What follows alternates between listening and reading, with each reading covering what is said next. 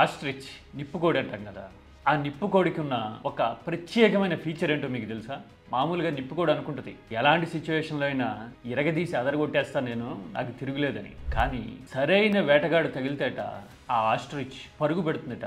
ఇక తప్పించుకోలేము, వేటగాడు వేటాడేస్తాడు అని నిర్ధారణకు వచ్చేసిన తర్వాత ఇక ఎటూ పారిపోలేక తలను తీసుకెళ్లి ఇసుకలో కప్పెడుతుందట. అంటే వేటగాడు కనపడ్డావు, మిగతా బాడీ అంతా వేటగాడికి కనపడుతుంది. వాడు సింపుల్గా దీన్ని ఆస్ట్రిచ్ తెలివంటారు. అంటే డేంజర్ని అవర్ట్ చేయలేనప్పుడు ఆ డేంజర్ని చూడకుండా దాక్కుని తప్పించేసుకున్నాం అనుకునే ధోరణి అనమాట. చాలా పెక్యులియర్గా, చాలా విచిత్రంగా అనిపిస్తుంది కదా.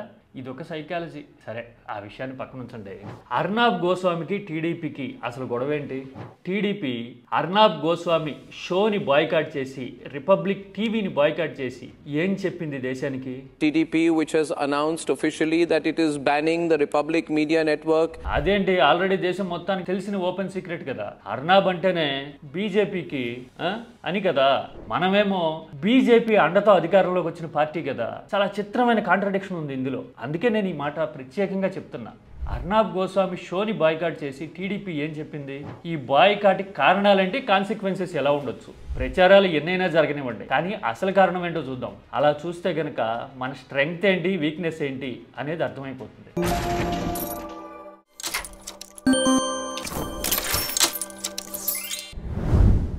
దేశంలో రాజకీయాల్ని శాసించేశాం చాలా సందర్భాల్లో అని చెప్పుకుంటాము.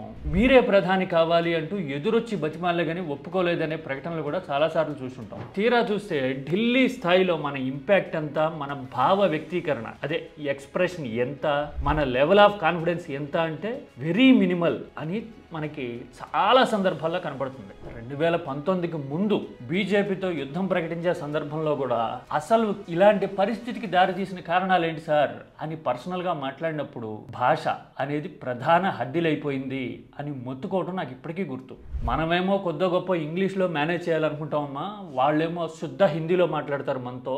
దానివల్ల 1-to-1 కమ్యూనికేషన్ గ్యాప్ వచ్చింది అని స్పెసిఫిక్గా కోట్ చేయడం తెలుసు నాకు. అంతర్గతంగా ఇంటర్నల్ విషయాలు తెలిసిన వాళ్ళకు కూడా ఇది ఓపెన్ సీక్రెటే. అయితే ఇప్పుడు ఈ భాష అనేది టీడీపీని ఎలా హంట్ చేస్తూ ఉంది అనేది మరోసారి ప్రూవ్ అయింది. అర్నాబ్ గోస్వామి షోని అవాయిడ్ చేయడానికి అసలు కారణం భాషే. టీడీపీలో జాతీయ స్థాయిలో మాట్లాడగలిగిన వాళ్ళు, ఎక్స్ప్రెస్ చేయగలిగిన వాళ్ళు, కమాండింగ్గా అథారిటేటివ్గా ఒపీనియన్ని ఎక్స్ప్రెస్ చేయగలిగిన వాళ్ళు very very very very very limited number of people ఉన్నారు. ఉన్నవాళ్ళేమో ఒకళ్ళిద్దరు కేంద్రంలో మంత్రులుగా ఉన్నారు. అలా ఉన్న వాళ్ళ మీద ఇప్పుడు వివాదం. మరి ఇంకా చెప్పేది ఎవరు? ఇంగ్లీష్ వచ్చు కదా అని ఒక అధికార ప్రతినిధిని పంపితే ఆయన పార్టీని ఇరకాటంలో పెట్టి ట్రంప్ కార్డు అనుకుంటున్న లీడర్నే సూపులో పడేశాడు. మరి ఇంకా కాపాడే నాదుడేడి? అర్నాబ్ చూడబోతేనేమో ర్యాంప్ పార్క్ మీద ఉన్నాడు. ఫేస్ చేయటము, కౌంటర్ చేయటం అంత ఈజీగా కనిపించట్లా. అందుకోసమని తప్పనిసరి పరిస్థితుల్లో గత్యంతరం లేక అవాయిడ్ చేశారు అంతే. సింపుల్ స్ట్రాటజీని అర్థం చేసుకుంటే ఇదే మనకి తెలిసి వస్తుంది. ఇదేదో హీరోయిజమో అర్నాబ్ గోస్వామితో కాన్ఫంట్రేషన్ పెట్టుకునే అంత సినిమానో ఉందా అంటే, ఎందుకంటే అర్నాబ్ బీజేపీకి, మోడీ ప్రభుత్వానికి గత 10 ఏళ్లుగా వాయిస్ అలాంటి అర్నాబ్తో పెట్టుకొని సర్వైవ్ అవ్వడము, పరువు నిలబెట్టుకోవడం జాతీయ స్థాయిలో, జాతీయ మీడియాలో ఇంపాసిబుల్ అని తెలుసు. కానీ కాంటుపడి సిచ్యువేషన్ అంటారే, అలాంటి పరిస్థితి వచ్చింది పాపం ఇప్పుడు. అది ఒక రీజన్. మరి ఈ ఇంప్లికేషన్స్ అండ్ కాన్సిక్వెన్సెస్ ఎలా ఉండొచ్చు అని చూస్తే గనక టీడీపీ సమాధానం చెప్పలేక తప్పుకుంది, బాయ్కాట్ చేసింది.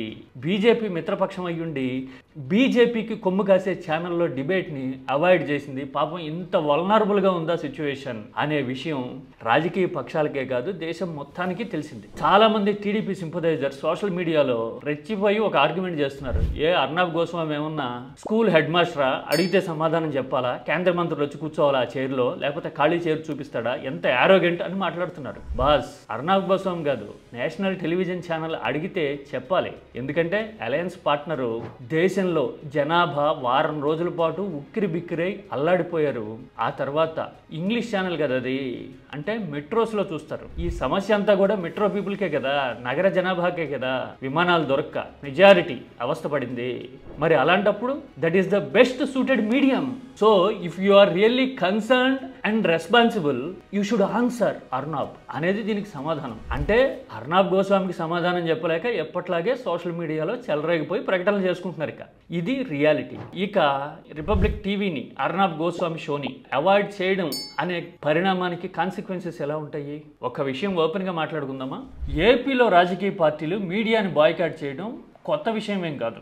వైసీపీ టీడీపీ మీడియాని బాయ్కాట్ చేసింది, టీడీపీనేమో సాక్షి మీడియాని బాయ్కాట్ చేసింది. టీడీపీలో డిస్కషన్ చూడండి, గోంగూర పచ్చడి, గోంగూర పులుసు, గోంగూర పప్పులాగా మొత్తం అదే అనలిస్టులు, అదే ఐడియాలజీని నమ్మే లీడర్లు వాళ్ళే ఉంటారు. మొత్తం అంతా పేర్లు డిఫరెంట్గా ఉంటాయి. అంటే అందరూ కలిసి ఒక పార్టీని వేసుకోవడానికి వస్తారు అక్కడికి. అలాగే సాక్షి టీవీలో అయితే మేధావుల ఫోరం అనో ఇంకోటనో లేదంటే కనుక లెఫ్టిస్ట్ ఓరియంటేషన్ ఉన్న వాళ్ళని తీసుకొస్తారు. అంతే కదా.